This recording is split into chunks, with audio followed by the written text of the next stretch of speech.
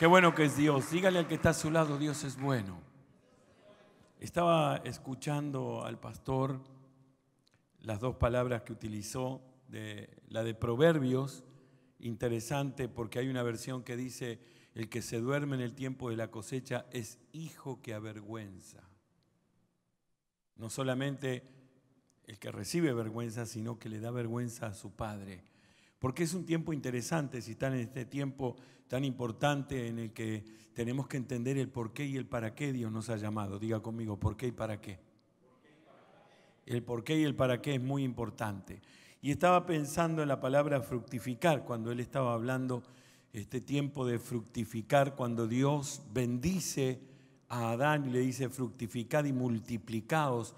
La palabra hebrea es samajá, que significa que cada fibra de tu cuerpo crezca, se multiplique y se renueve.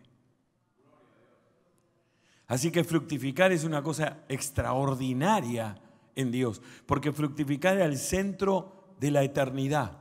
Era la palabra de eternidad para Adán, que cada fibra de tu cuerpo, de tus músculos, crezca, se renueve y se multiplique.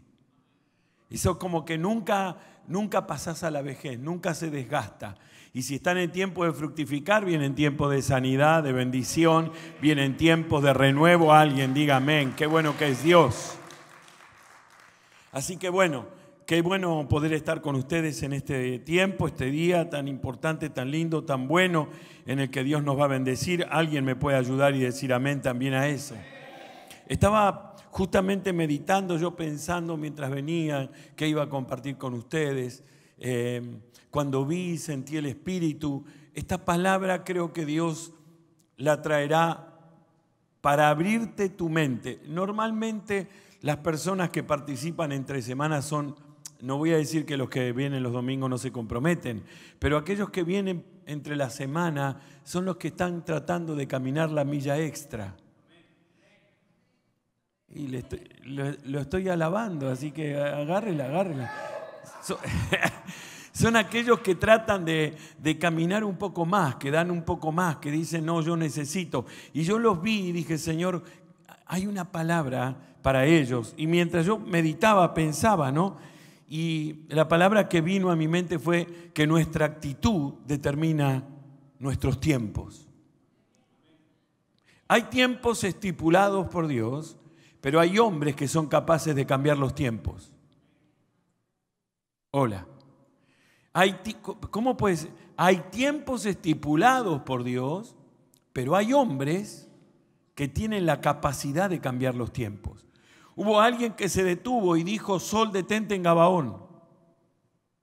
Y esa vez el día duró 24 horas, 48 horas. Había un tiempo determinado, pero Dios tenía un hombre que, entendiendo lo que tenía que hacer, fue capaz de cambiar el tiempo. Y estoy hablándole a personas que tienen la capacidad de cambiar su tiempo.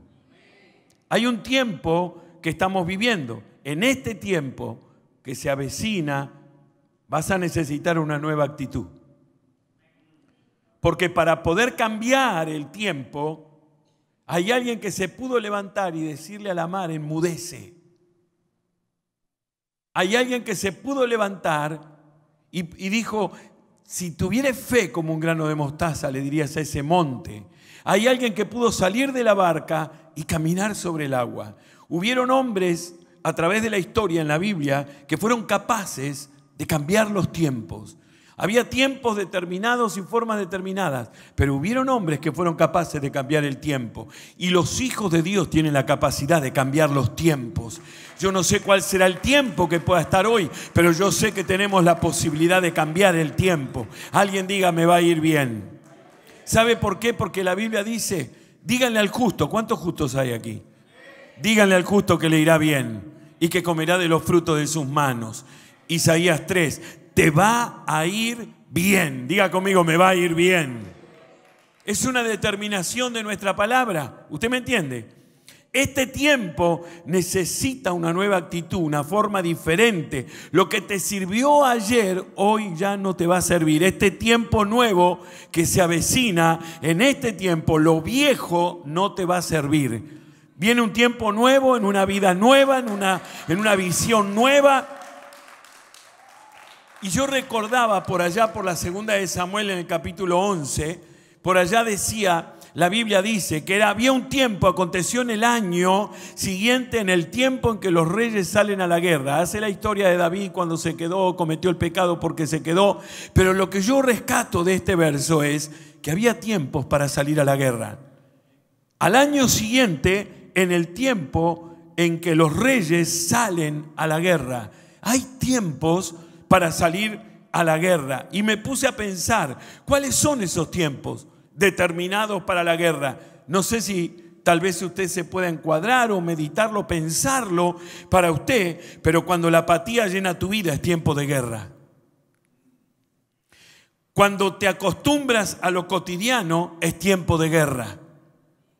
Cuando no sientes lo que te llenaba es tiempo de guerra. Cuando la fe no te alcanza es tiempo de guerra. Cuando sientes lejos tu familia es tiempo de guerra. Cuando te sientes estancado es tiempo de guerra. ¿Qué es tiempo de guerra? Entender la lucha. La lucha no es contra carne ni contra sangre, sino con principados, con potestades, con gobernadores de las tinieblas y huestes de maldad en las regiones celestes. Yo no encuentro en la Biblia, nunca encontré a Jesús tomándose a golpe de puño con el diablo. En ninguna parte. La guerra era palabra contra palabra. El diablo dijo, Jesús respondió. El diablo volvió a decir, Jesús volvió a decir. El diablo volvió a hablar, Jesús se lo dijo y lo calló. Palabra contra palabra. Por eso la Escritura dice que la vida y la muerte están en la boca del hombre. Determina nuestra palabra, nuestra actitud va a determinar nuestro camino, pero nuestra palabra va a determinar lo que alcancemos. Santiago 3 dice, la lengua inflama la rueda de la creación, pero la palabra inflama para muchos es prender un fuego, pero en el original del griego la traducción real es preña. Lo que dice Santiago 13 es que la lengua embaraza la rueda de la creación. La lengua embaraza la rueda de la creación. ¿Sabe qué significa eso? Todo lo que usted diga está embarazando el cielo. Y en el momento determinado nacerá sobre su vida. Nuestra palabra determinará nuestro futuro. Lo que hoy comiences a declarar, mañana se manifestará en tu vida. Esto es palabra contra palabra. El tiempo de guerra es, Dios me llamó para caminar de victoria en victoria. Él me dijo que todo me iría bien. Él dijo que por su llaga yo sería sanado. Él dijo que todo lo que pise la planta de mi pie sería mío. Él dijo que dio poder y autoridad sobre todo lo creado. Alguien tiene que entender lo que estoy hablando. Llamar a las cosas que no son como si fueran. Esto es una guerra de palabra. La palabra tiene un poder extraordinario. Mis queridos amigos, cuando venimos a la Biblia no venimos a un libro de fantasías, de cuento de hadas, ni religioso, ni costumbrista como el Corán. Cuando nosotros venimos a la Biblia, no venimos a un libro de historias ficticias y espectaculares. Quiero que me preste atención por un instante. Venimos a un libro que contiene los registros geográficos, antropológicos, científicos, físicos, químicos y genéticos más antiguos de la humanidad. Quiero decirte algo en esta noche. Tal vez usted ya lo sabía, pero si no, lo va a saber hoy. No hay un libro sobre la tierra más antiguo que la Biblia. No existe. Esto no se lo dice simplemente un pentecostal, un cristiano o alguien que porque profesa la fe. Se lo dice un literario. ¿Por qué digo literario? Yo he escrito más de 20 libros. En Amazon usted puede encontrar mis libros. En YouVersion, que usted la tiene en su aplicación, yo soy uno de los 4 escritores latinos de YouVersion. Se lo digo como un literario. La imprenta de Gutenberg fue creada, inventada en Alemania solamente para imprimir la Biblia. El primer libro impreso sobre la faz de la tierra fue la Biblia. No hay un libro más antiguo que la Biblia. Ahora escúcheme. ¿Sabe por qué? porque se puede corroborar cada rey que ella menciona respaldado por la arqueología.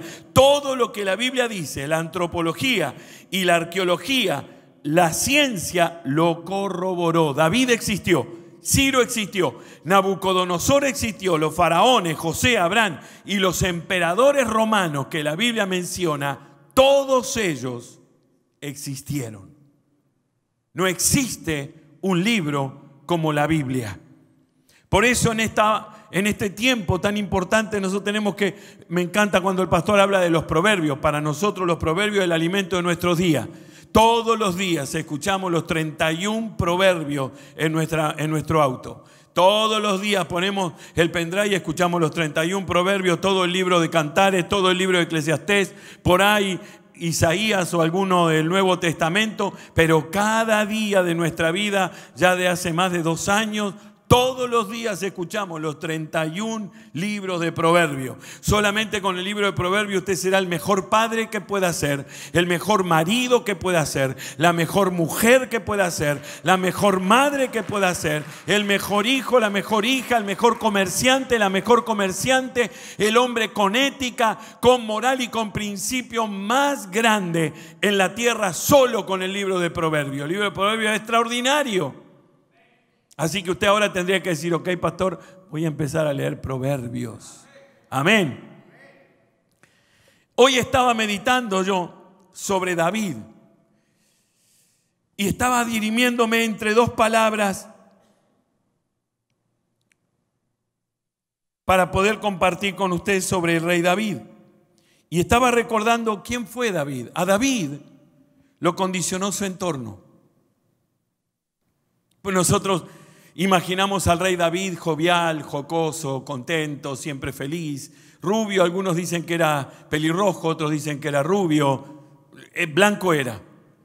En eso comparten los 2 historiadores de Israel.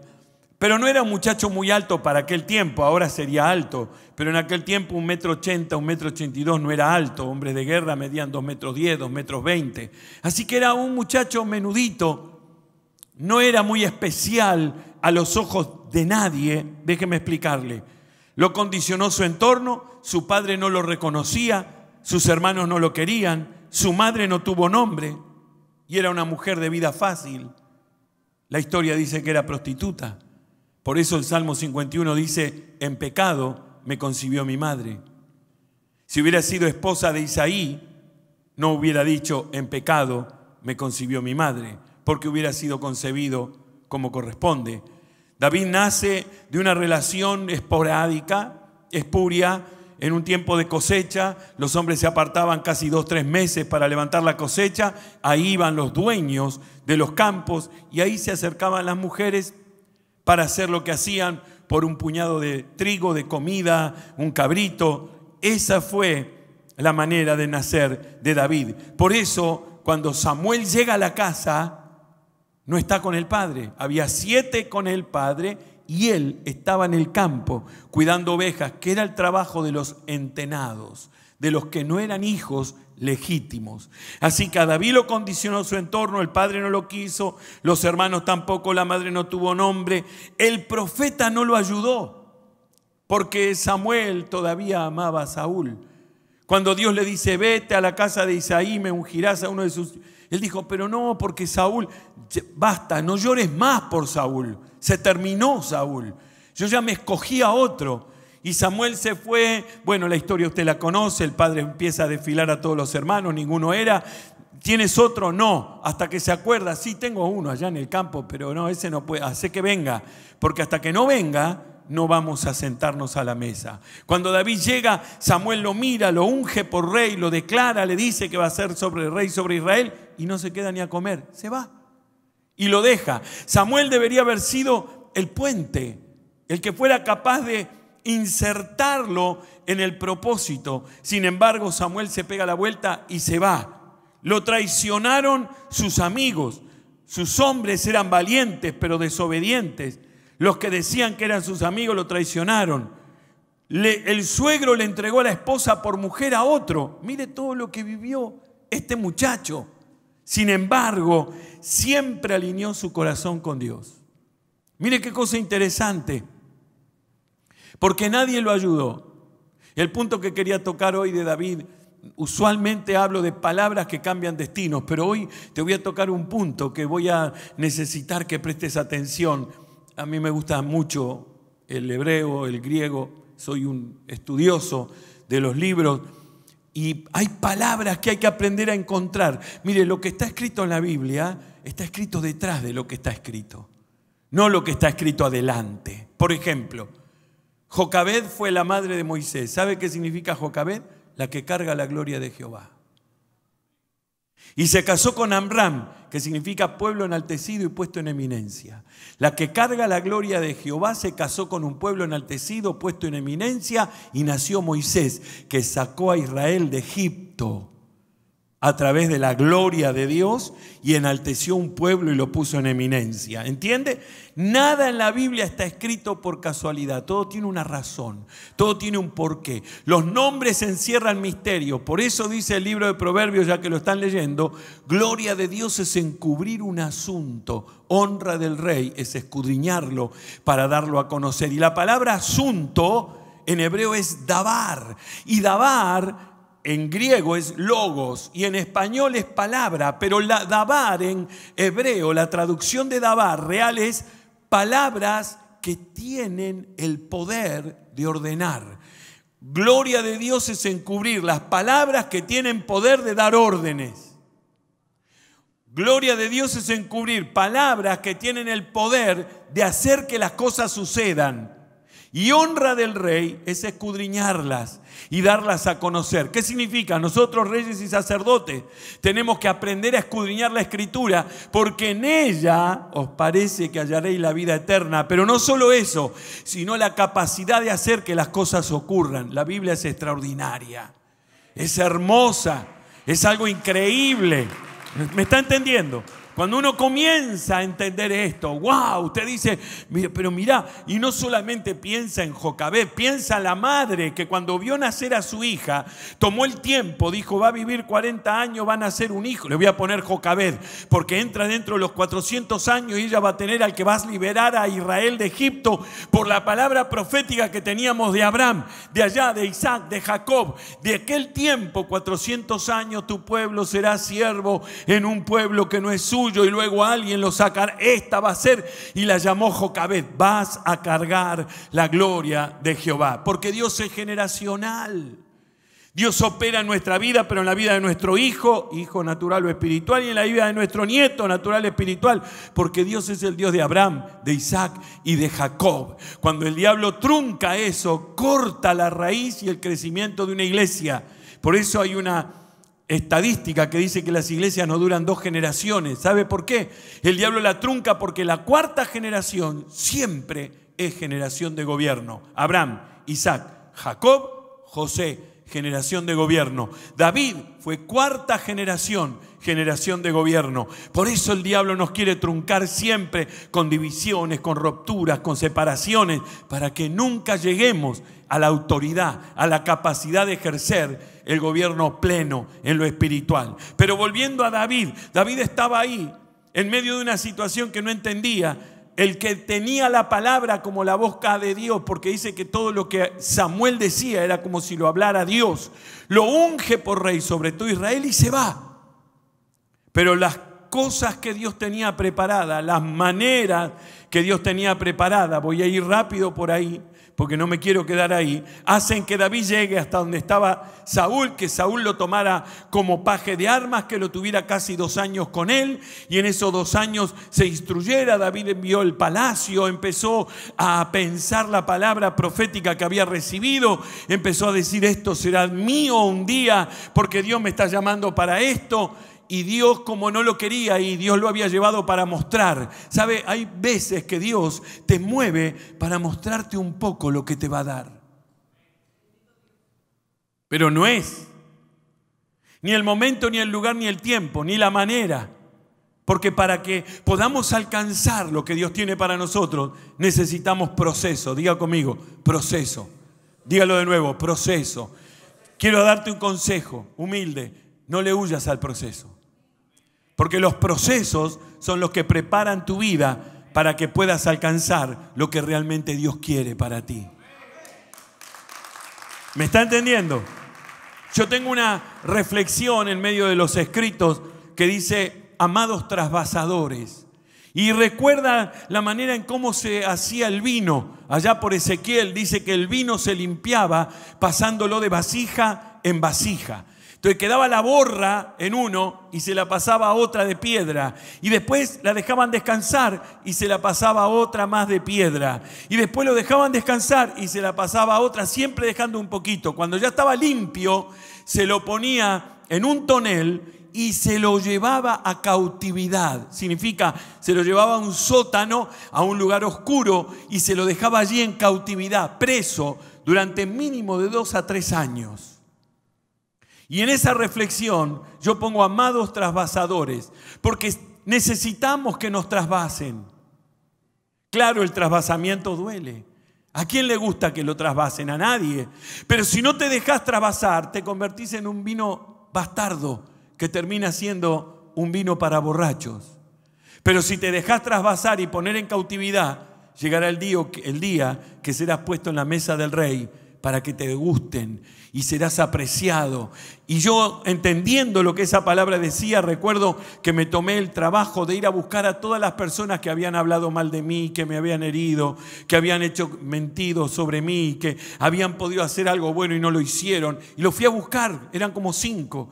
Y cuando los iba a ver, me miraban pensando que por ahí yo iba a accionar de una manera distinta. Le dije, no, tranquilo. Lo abrazaba y le decía, gracias.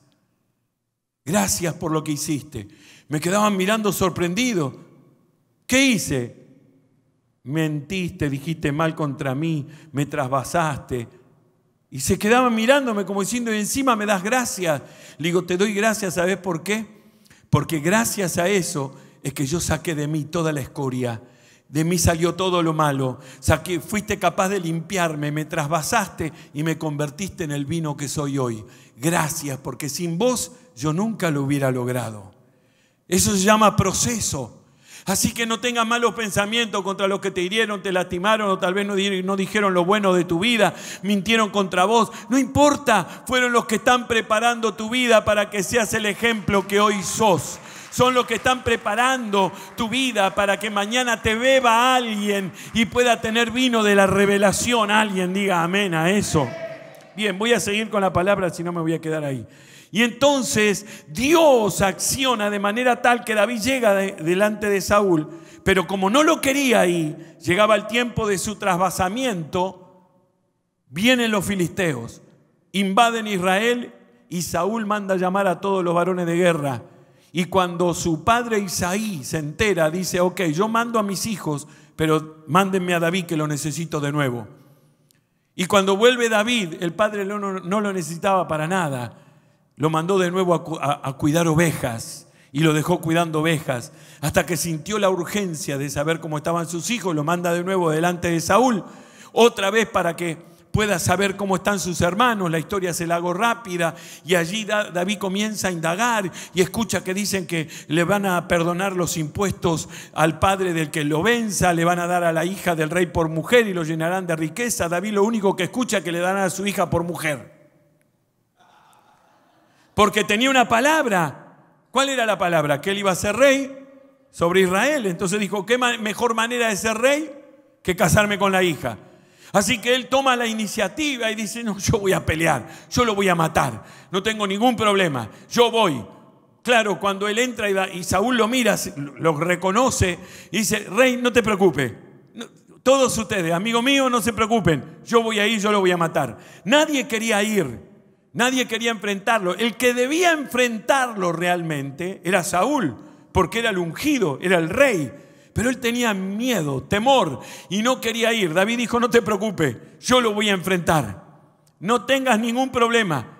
Y entonces Saúl lo mira y le dice, vos no podés luchar con él. Él es un hombre de guerra y vos un muchacho. Y él dijo, rey, tranquilo.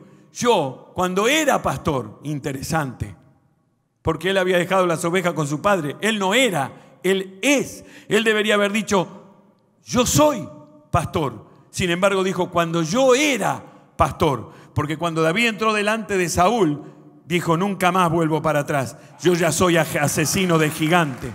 Cuando entró delante de la dirección para su destino, él sabía hacia dónde iba. Nosotros tenemos que saber hacia dónde vamos. Usted tiene un llamado, Dios tiene un propósito. No. Dios tiene un llamado, tiene un propósito para usted. Y usted no puede volver atrás ni para tomar impulso. David entra y dice, no te preocupes, de este me encargo yo. Saúl no lo quiso enfrentar. Mire qué cosa, se lo voy a decir chiquitito para que la guarde. La gente dice, la Biblia habla, si yo pregunto cómo murió Saúl, usted me va a decir, ¿se tiró sobre su espada o mandó a su criado que lo mate? Porque es la historia que la Biblia nos cuenta por encima. Yo le voy a hablar de la historia que está detrás de la historia. Para mí Saúl murió el día que fue a visitar a la divina de Endor. Porque el día que la visitó, la divina de Endor le dijo, por cuanto esto hiciste, tú y tu hijo morirán en el mismo día. Ese día murió Saúl, no de carne, pero de verdad. Ahora mire qué cosa interesante. Goliat, de Gat, Goliat significa adivino. El gigante que tú no enfrentas y matas, mañana te mata. No deje ningún gigante por vencer. No importa cómo se llame. El gigante que tú no enfrentas y vences, mañana te mata. Murió en manos de Gat. Murió en manos de un Goliat, una divina, la divina de Endor. Lo otro fue mera circunstancia. Ahora mire, era de Gat, Goliat. Gat es lagar, donde se hace el vino. Y el vino en la Biblia es revelación. David lo enfrentó, lo venció y estuvo delante de la revelación de su destino. No le tengas miedo a tus gigantes, porque cuando los venzas estarás delante de la revelación de tu destino. Oh sí, oh sí. Ahora quiero hablarte de cómo David enfrentó a este gigante. Interesante historia. A mí me encanta, bueno, esto da como para 5 prédicas, pero yo voy a tomar esta nada más. En Samuel 17:38, la primera, dice que cuando David se decidió y dijo, Jehová lo va a entregar en mi mano, Saúl dijo, bueno, ve y Jehová esté contigo. Y trató de ayudarlo. Y dice que Saúl vistió a David con sus ropas y puso sobre su cabeza un casco de bronce. Mire qué cosa interesante. David lo vistió con sus ropas y le puso su casco de bronce. El bronce en la Biblia es símbolo de juicio. Por eso el Jesús que vendrá, sus pies serán como bronce bruñido. Hay una pequeña equivocación en muchas personas. El Cristo que viene en el rapto no es el Cristo del amor, ¿eh? El del amor y la gracia ya vino. El que viene es el de juicio. Por eso sus pies son como bronce bruñido. Cuando Saúl le quiere poner el casco en su cabeza, el casco de bronce, lo vistió a David con sus ropas. Las ropas de Saúl eran las ropas del temor, de la desobediencia, del miedo, del desorden, de la locura. Y le quiso poner el juicio que estaba sobre él, se lo quiso poner a David. Le puso su ropa y le calzó su juicio. Después que hizo eso, ciñó a David con su espada sobre su vestido y David probó a andar. Trató de caminar con las formas de Saúl. Trató de llevar adelante y sobre su cabeza el juicio de Saúl. Pero de pronto dijo David, no, mirá, yo nunca hice esto. La verdad que esto conmigo no va. Y le dice, yo no puedo andar con esto porque nunca lo practiqué. Yo no voy a ponerme el casco del juicio porque yo no he caído bajo el juicio con Dios. Y yo estoy hablándote en esta noche porque en esta noche la gracia vino sobre tu vida y todo lo que era juicio salió de tu vida, salió de tu corazón, salió de tu mente. ¡Aleluya!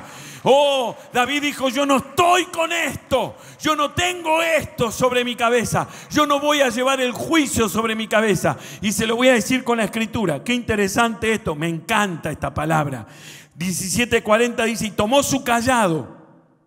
Yo se lo voy a leer de corrido y después volvemos para atrás para desglosarlo según lo que dice el original. Y tomó su cayado en su mano y escogió 5 piedras lisas del arroyo y las puso en el saco pastoril, en el zurrón que traía, y tomó la honda y se fue hacia el filisteo. ¿Estamos bien con ese verso, el 40? Ahora mire todo lo que encierra este versículo 40. Y tomó su cayado, del hebreo maselá, vara, autoridad.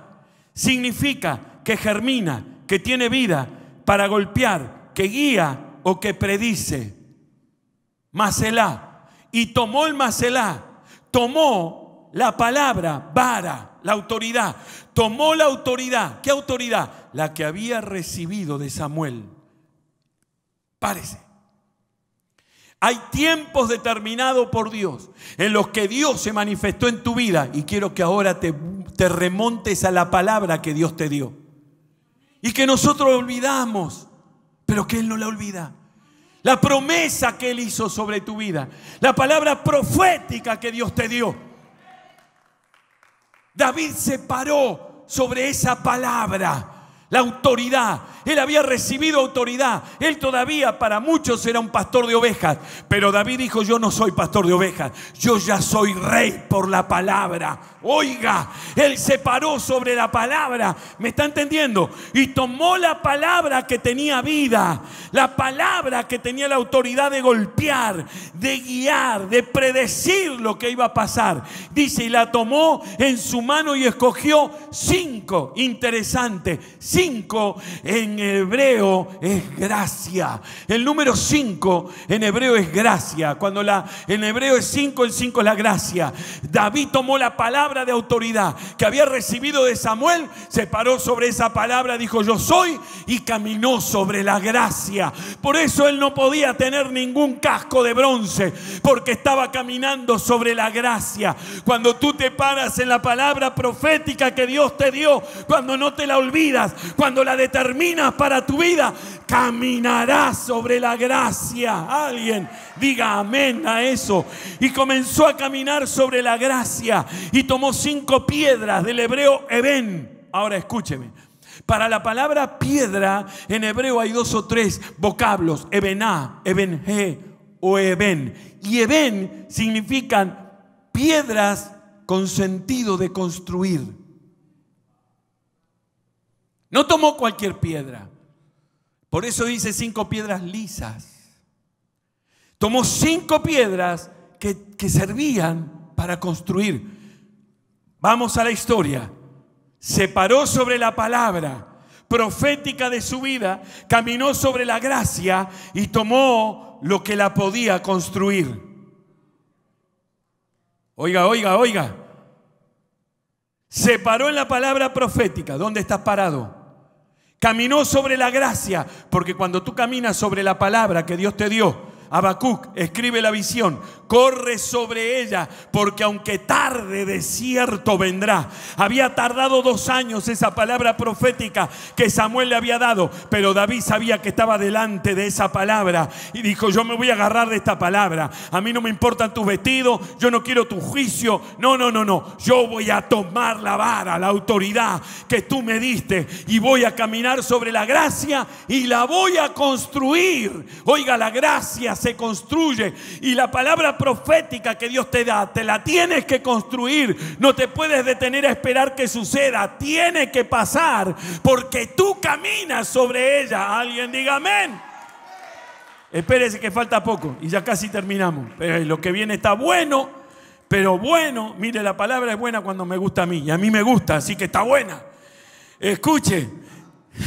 Del hebreo eben, con sentido de construir, lisa del arroyo. Y mire qué cosa esto, cuando Dios estaba hablándome esto a mí, mientras yo hacía el estudio de la escritura, hice así, yo no podía creer lo que estaba leyendo, porque dice, la puso en el saco pastoril. Y saco en hebreo es rahá, de la raíz que significa de donde se alimenta.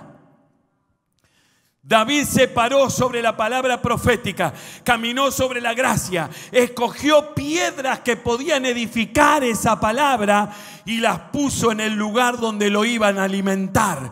Comenzó a alimentarse de esas piedras, de lo que construía la gracia, de lo que construía la palabra. En definitiva, ¿qué significa? David estaba parado ahí, sacó todo lo que le querían poner, él tomó la vara, tomó la palabra profética, comenzó a caminar sobre la gracia, eligió las piedras que construían esa palabra y comenzó a declarar: Samuel dijo que yo iba a ser rey sobre Israel, así que este Goliat no me puede matar, porque yo todavía no soy rey. Hasta que no sea rey no me puede tocar, y la palabra se va a cumplir. Yo camino sobre esa palabra, yo voy contra él, no importa quién sea él, va a morir. No importa quién se levante contra ti, no importa quién se levante contra tu vida, no importa quién atente contra ti, mientras que no se cumpla el propósito de Dios en tu vida, tú eres inmortal. ¿Usted me está entendiendo? Ya no podemos ir con esto. Termino y nos vamos, ¿qué le parece? No, porque falta un cachito todavía. Lisas del arroyo la puso en el saco pastoril del hebreo Rahad, de donde se alimenta, pastoreo, apacienta. Las puso en el zurrón que traía y tomó la onda. Y esta es increíble, porque la palabra onda en hebreo es kelá, que tiene un significado interesante: válvula que abre la puerta, o válvula de la puerta, o cerradura de la puerta. Pero lo tomó en su mano. La cerradura que abre la puerta la tomó en su mano. Y aquí la palabra mano en hebreo es yad. Hay muchas palabras para mano diferentes: yad, yahad, yadá. Pero yad significa mano abierta. Ahora, él toma la onda. Es decir, encuentra la cerradura para abrir la puerta en su mano abierta. ¿Cómo puedes tomar una onda con una mano abierta? No se puede, pero es que no es eso lo que dice ahí. Lo que abre la puerta es tu mano dando. La mano abierta. El justo abre la mano y da. Lo que nosotros no entendemos es qué significa verdaderamente la ofrenda. La ofrenda no es simplemente un acto de colaboración. La ofrenda no es simplemente un acto de voy a compartir o voy a ser parte de. No, no, no, no. La ofrenda es la cerradura que abre la puerta. Y David lo sabía. Se paró sobre la palabra profética: yo voy a ser rey. Comenzó a caminar sobre ella, parado en la gracia. Comenzó a alimentarse de la palabra que Samuel le había dado. ¿De qué te alimentas?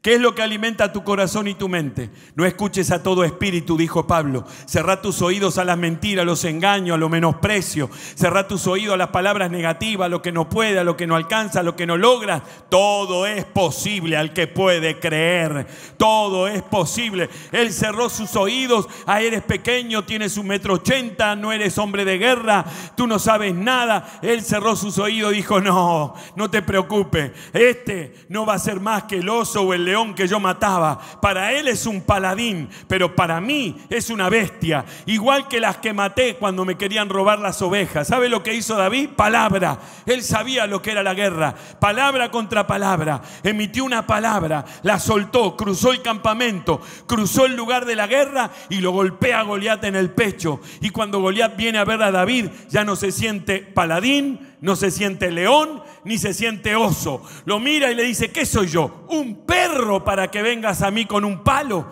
Y David le dijo: menos que perro, porque te voy a cortar la cabeza. Daré tu carne a las aves y a los filisteos como alimento para las aves del campo. ¿Sabe qué? La palabra accionó de tal manera que hizo que ese hombre gigante se sintiera menos que un perro. Cuando usted entiende este principio, comienza a caminar sobre él. Usted nunca dejará dejará de ser lo que Dios le prometió si usted lo cree, lo declara continuamente. Vendrá, no viene hoy, viene mañana, no viene mañana, viene pasado.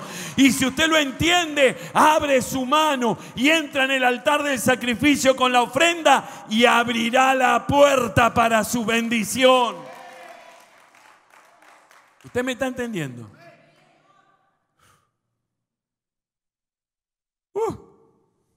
Está bueno. ¿Verdad que sí? Abre la puerta. Hoy, si la gente entendiera lo que significa ofrenda, si las personas comprendieran, el diezmo no es una cuestión de dinero, es una cuestión de quién está primero. El diezmo no es una cuestión de dinero, es una cuestión de quién está primero. ¿Quién está primero en tu vida? Eso le reclamó Dios a Caín. Caín no le trajo la fruta machacada, podrida, mala. No, le trajo la buena. Solo que la Biblia dice en Génesis 3, andando el tiempo. ¿Sabe qué significa eso? Sembró, cosechó, sembró, cosechó, sembró, cosechó. Y después se acordó y trajo. Andando el tiempo. Por eso Dios, cuando lo ve a Caín, le dice: ¿por qué se demuda tu rostro? Si bien hicieres, ¿no serás bendecido? No es que le estaba diciendo que tenía que hacer una cosa diferente. Le dijo: no hiciste lo correcto. ¿Quién te dio las plantas? ¿Quién te dio lo que tenés? ¿Quién fue el que sembró el huerto? ¿Quién sembró el huerto? Génesis 1. Dios sembró un huerto en el Edén y puso en él al hombre. ¿Quién lo sembró? Dios. Y lo puso al hombre para que lo labrase. Le enseñó, le dijo: mira, ¿ves cómo es? Y desde ese día instauró la ley. ¿Saben por qué se murió Adán? No porque comió el árbol de la ciencia del bien y del mal, porque se comió el diezmo.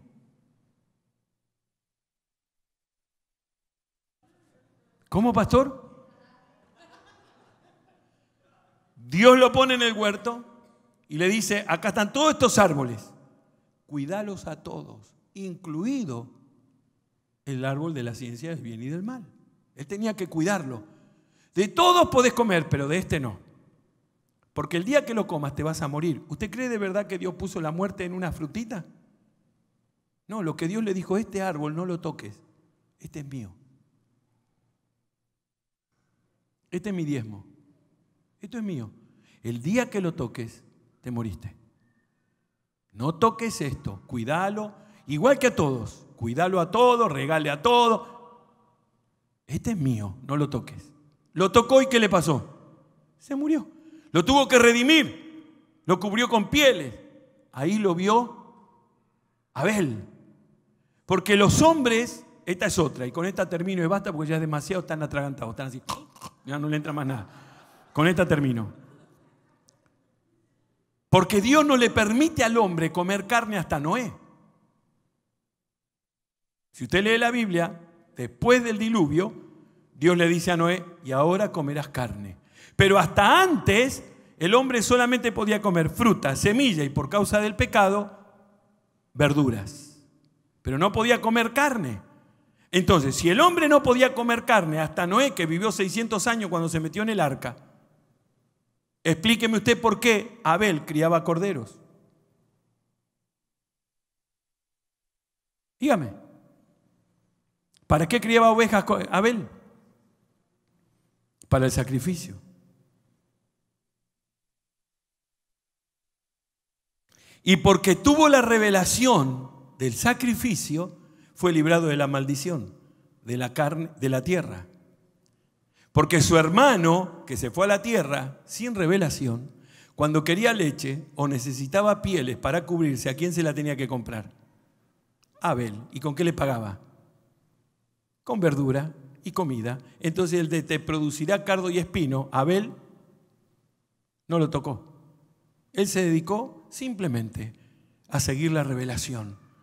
Crió cordero para el sacrificio. Y el sacrificio a Dios le valió ser libre de la maldición. Si alguno está entendiendo lo que le estoy diciendo. Lo que te libra de la maldición es el sacrificio. Y eso es lo que pasó. Por eso digo, el diezmo no es una cuestión de dinero, es una cuestión de quién está primero en tu vida. ¿Quién está primero en tu vida? Estaba Dios en la vida de Adán primero hasta que dejó de estarlo. Y cuando dejó de estarlo, se terminó todo lo que tenía. Autoridad, poder, gloria. Él nos redimió con Cristo y nos volvió al mismo lugar.